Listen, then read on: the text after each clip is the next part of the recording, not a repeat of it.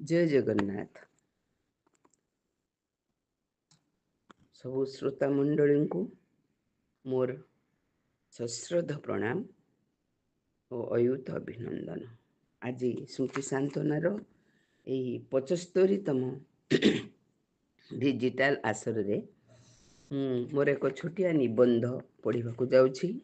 मु सविता राणी बेहेरा, स्मृति सांत्वनार संपादिका। मो निबंधर ना समय सुअरे जीवन नई। नई सबुबेले आगकू आगकू धाए, केबे केबे कूल लंघी उजाड़ी दिए दुई पाखकू, तो केबे बन्यार तांडव रची छाती फुलेई भसई निए सबुकिछि। आगकू आगकू बहिजिबारे तार एते आवेग प्रवणता थाए जे से निजे निजर बाट काढ़ी आगकू बहि चले, किंतु पछकू केबे भी फेरेनी। बाधा विघ्न सही केबे मला नईर संज्ञा धारण करी निजकू सुखाई भी दिए। केबे केबे गतिपथ बदलई प्रकृतिर ताड़नारे उपनदी कि शाखा नदी रे निजकू विभक्त कर दे थाए मध्य। किंतु जेते जाहा हेले भी से तथापि केबे पछकू लेउटी बहे नहीं। समयटा भी सेमिति सबुबेले आगकू धाए, काहा डाक शुणे ना, केबे अटकी रहे ना, कि केबे पछकू भी फेरे ना। नई और समय सबुबेले चितौ पिठा परी अण लेउटा, किंतु समयर सुअरे जीवनर नई बही चलुथिले भी मनीषर गति और प्रवृत्ति ठीक ता निज परी। थरे जदि मनीषटी ता निज भली होई जाए ना, से आउ काहा परी होई परिबा बहुत बहुत कष्ट। मनीष जीवन तमाम आगकू धाए, किंतु बेले बेले पछकू चाहे मध्य।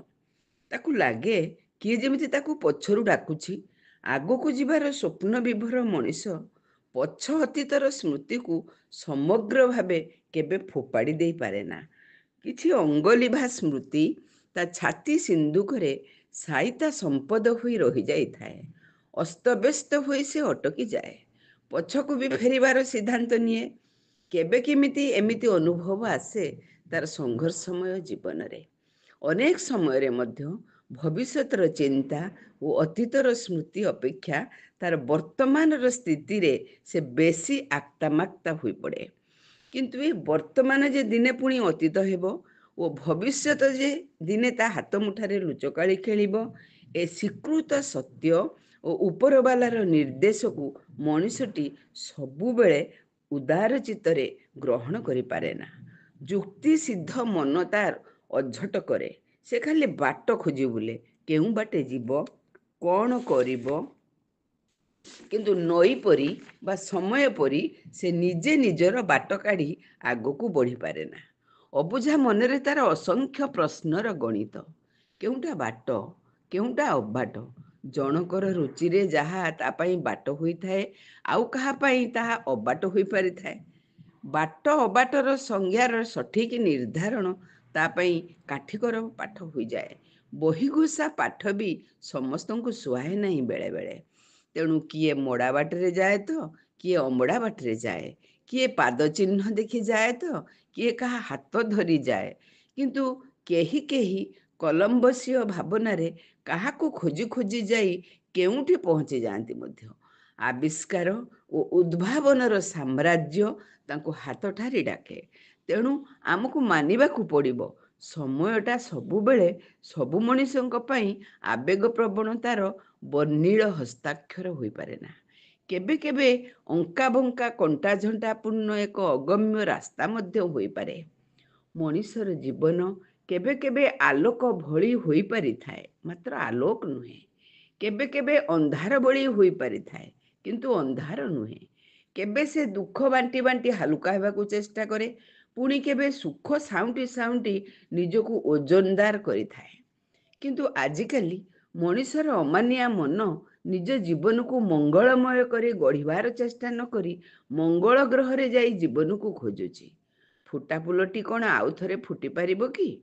फुलर कढ़टी सिना फुटिबो। अबुझा मनीषर मन एकथा बुझी मध्य बुझे ना, खाली मायारे घांटी हुई स्वप्नावेश रे धाए।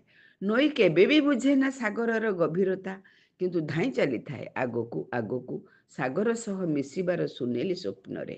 ତେଣୁ ସମସ୍ତେ ସମାନ ନୁହନ୍ତି କି ସବୁ ମଣିଷଙ୍କର ସୁଖ ଦୁଃଖ ଭୋଗ ଭାଗ୍ୟ କି ବିଚାର ଓ ଦୃଷ୍ଟିକୋଣ ସମାନ ନୁହେଁ। ହାତର ପାଞ୍ଚ ଆଙ୍ଗୁଳି ପରି ଭଗବାନ ମଣିଷକୁ ସୃଷ୍ଟି କରିଛନ୍ତି, ଏ ସଂସାରକୁ ସୃଷ୍ଟି କରିଛନ୍ତି ସତ, କିନ୍ତୁ ମଣିଷ ଭାଷା ସାହିତ୍ୟକୁ ଓ କଳାକୁ ସୃଷ୍ଟି କରିଛି। ସେଇଥିପାଇଁ ତ ଲେଖକଙ୍କୁ କୁହାଯାଏ ଦ୍ୱିତୀୟ ଈଶ୍ୱର। ଏଇ ଦ୍ୱିତୀୟ ଈଶ୍ୱର ମାନେ ହିଁ ବାଟ ଦେଖେଇଥାନ୍ତି ମଣିଷମାନଙ୍କୁ। ନିଜର ସୃଜନ କଳା ମାଧ୍ୟମରେ ମଣିଷର ଅଧା ଖରା ଅଧା ଛାଇ ଜୀବନରେ ଲହୁଲୁହାଣ ଭରା ଅତୀତର ସ୍ମୃତିରୁ ସାନ୍ତ୍ୱନା ସାଉଁଟି ଜୀବନ ପଥରେ ଆଗେଇ ଯିବାର ପ୍ରେରଣା ଦେଇଥାନ୍ତି ସେହି ଦ୍ୱିତୀୟ ଈଶ୍ୱର ମାନେ। ନମସ୍କାର, ଜୟ ଜଗନ୍ନାଥ।